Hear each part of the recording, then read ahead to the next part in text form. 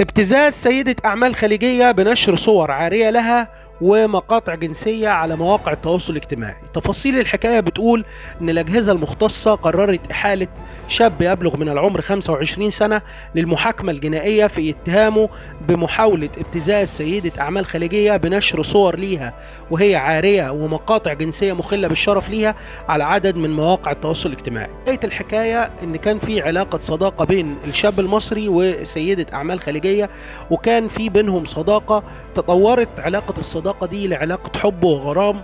وطلب الولد المصري من سيدة الأعمال الخليجية إن هي تبعت له صور عارية وكمان مقاطع جنسية. سيدة الأعمال الخليجية قررت إن هي تبعت الصور دي لصديقها المصري، وبدأ بعد كده ان هو يحاول ان هو يتقدم لها.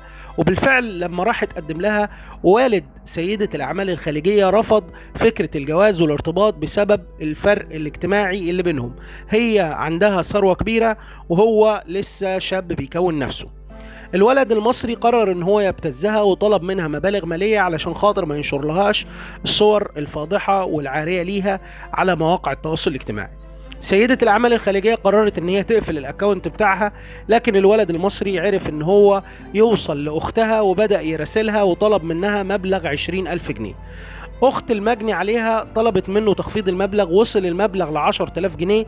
وبعد ما وصل المبلغ ل10,000 جنيه بينهم قرروا ان هم يبلغوا الاجهزه الامنيه اللي بدورها القت القبض على الولد المصري، وتم حبسه 4 ايام على ذمه التحقيقات. والنيابه العامه قررت احالته للمحاكمه بتهمه ابتزاز سيده اعمال خليجيه. تابعونا هنا علشان نقول لكم كل جديد.